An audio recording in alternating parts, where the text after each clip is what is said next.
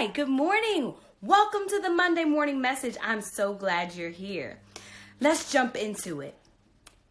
The teacher froze, unsure of what was going to be said or done next.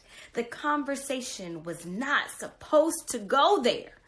The teacher, paralyzed with fear and anxiousness, quickly rerouted the discussion to avoid any further discomfort. However, as she began to scan the group of students, she noticed she was far more tense than they were. Our children are witnessing critical conversations about race unfold on television screens, around the dinner table, and in their communities. Yet we silence these exchanges in our classrooms. Yes, we've talked about this. Teachers will sometimes state that it is the unpredictable nature of these conversations that causes them to refrain from implementing critical conversations about race, power, and privilege. As teachers, we often feel like we can't control what might be said, how someone might feel, or how an individual will react. The question is, how is that any different than any other classroom conversation? Can we really predict the ways in which children will respond to anything we bring up in the classroom? Not necessarily.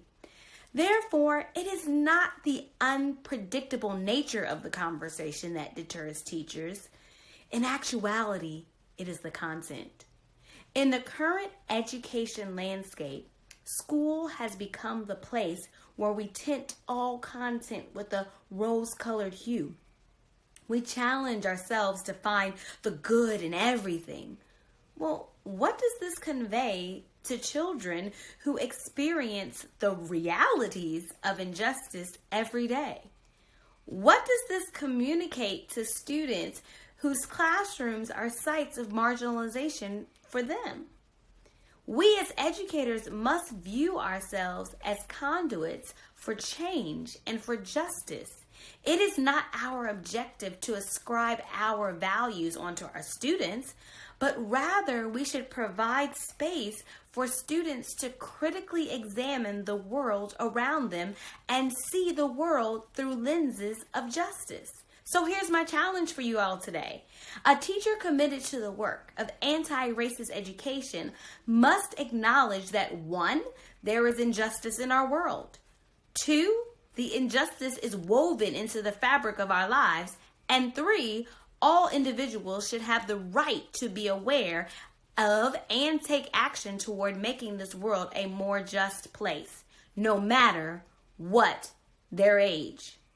So whether you are pre-K, high school, graduate school, it doesn't matter. Are we providing these opportunities for them to call out injustice and think about ways of approaching that injustice and take action? That's our call this week. I hope you guys have a wonderful week.